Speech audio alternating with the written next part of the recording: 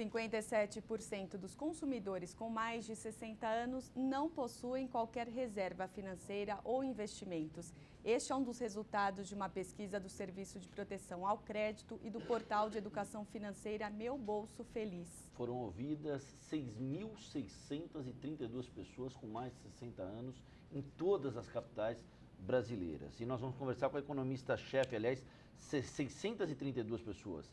A economista-chefe Marcela Kawati, do SPC, está aqui conosco. Marcela, obrigado pela presença conosco. Boa tarde. O problema é má administração dos recursos? Como é que se explica um número como esse? 57% das pessoas com mais de 60 anos não tem nenhuma reserva de dinheiro. O problema é a má administração dos recursos não durante a terceira idade, e sim antes dela.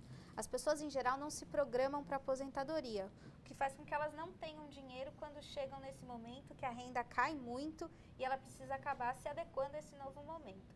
Então, a ideia é que a pessoa sempre se programe bem antes. Quando começa a trabalhar, já começar a pensar na terceira idade. Marcela, a grande parte declara autonomia econômica, mas 54% devem porque não sabem controlar as finanças e 32% já tiveram nome negativo. É isso mesmo. Eles são os decisores na hora de comprar alguma coisa, na hora de direcionar todos os ganhos. O problema é que, como o orçamento é mais curto, eles acabam ficando devendo e, principalmente, eles não sabem planejar a situação financeira. A gente viu, por exemplo, que 41% das pessoas na terceira idade não sabem nem calcular os juros de um empréstimo. Então, na hora de tomar um empréstimo, eles acabam não sabendo em que situação eles realmente estão entrando. Agora, o que mais chamou a atenção nesse levantamento? O que mais preocupa? Esse número de 32% das pessoas que já tiveram nome negativado é preocupante, mas principalmente as razões por esse número estar tão alto.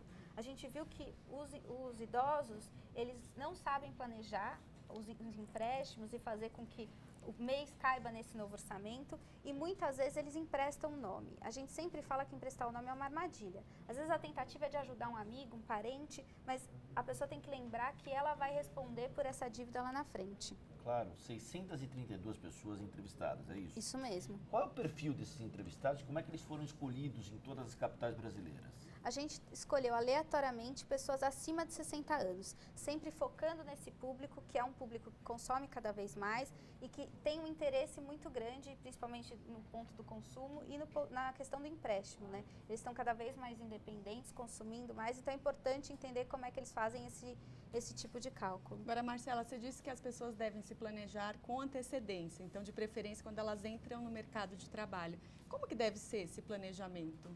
É importante lembrar que a poupança deve ser sempre direcionada. Então, um jovem adulto que começa a se planejar para aposentadoria deve deixar claro para que ele está economizando. Então, se a poupança é para aposentadoria, por exemplo, no fundo de previdência privada, ela não deve ser em algum momento resgatada para comprar um carro. O ideal é que a pessoa faça duas poupanças. Uma para quando se aposentar e que precisa de uma renda extra e outra para algum sonho de prazo menor. Um carro, uma viagem, uma casa, alguma coisa assim.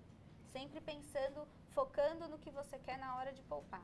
Em síntese, a palavra-chave é falta de planejamento. A falta de planejamento é uma coisa que a gente vê em toda a população brasileira e principalmente a falta de disciplina para poupar. Então é importante deixar claro que às vezes um pouquinho cada mês pode fazer uma diferença bem grande lá na frente. Legal, obrigado a Marcela Kawati, nossa convidada hoje, economista do SPC, que fez esse levantamento bastante preocupante, né, Marcela? Em relação aos números, a gente está à disposição aqui na Câmara. Muito obrigada, boa tarde.